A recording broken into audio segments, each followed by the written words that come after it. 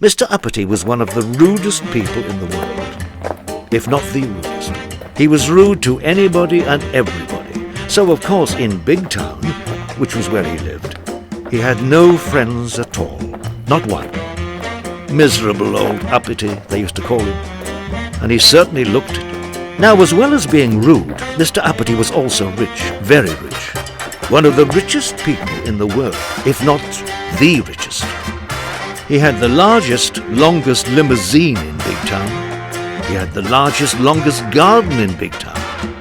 He had, on top of the hill in the middle of Big Town, the most enormous house, the biggest house in Big Town. And there he lived, all alone. Miserable old Uppity.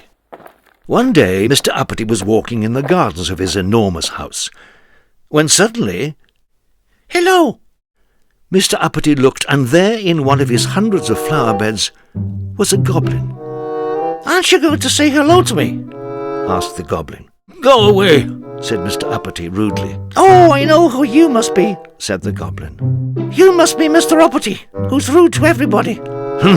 Sniffed Mr. Uppity rudely. "Well, I know somebody who wants to meet you," said the goblin, and skipped off, the way goblins do. Mr. Uppity's curiosity got the better of him. "In there," said the goblin, pointing at a small hole in a tree. "Don't be silly," snorted Mr. Uppity. "Oh, I'm not being silly," said the goblin. "Yes, you are. I can't possibly get in there." "Aha!" smiled the goblin. And then he said a magic word, known only to goblins, which sounded like wobbly gobbly gook, or something like that. Suddenly, Mr. Uppity started shrinking. He was exactly the same size as the goblin. "Turn me back to my proper size at once," spluttered Mr. Uppity in a rage. "Shan't," grinned the goblin. And so saying, the goblin climbed through the hole into the tree. Poor Mr. Uppity didn't know what to do, so he followed him. Inside the tree there was a staircase. It led directly to the kingdom of the goblins. That's where. "I demand to be taken immediately to whoever is in charge." "Oh, you shall, grinned the goblin. And he led Mr. Uppity through the streets of the kingdom of the goblins until they came to a palace. The goblin and Mr. Uppity passed through the gates and into a courtyard, and through some more gates, and along a long corridor, and through some large gold doors, and into a huge room. There, sitting on a gold throne, was the king of the goblins. "Your Majesty," announced the goblin, "may I present Mr. Uppity?" "Ah," said the king, "so you're the fellow who goes about being rude to everybody and doesn't have any friends." "Nonsense," said Mr. Uppity rudely. "I can see that what I've heard is true," said the king, looking at the indignant Mr. Uppity. "You're much too puffed up with your own importance. Therefore," he continued, "I am going to allow you to be turned back to your proper size. But when you get back to Big Town, if you're rude to anybody at all, you will immediately shrink to the size you are now. Do you understand?" The goblin then took Mr. Uppity back through the kingdom of the goblins, and up the staircase, and out of the tree at the bottom of Mr. Uppity's gardens.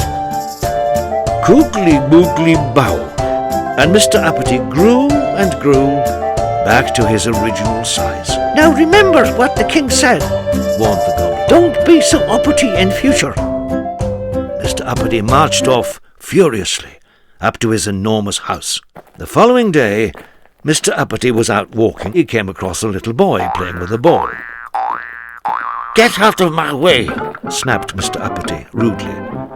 But as soon as he'd said it, you know what happened, don't you? Yes, Mr. Uppity shrank and shrank until he was no bigger than the ball the boy was playing with. "Oh dear," he gasped, and then he thought. "I'm sorry," he said to the boy. "What I meant to say was, please, could I get past?"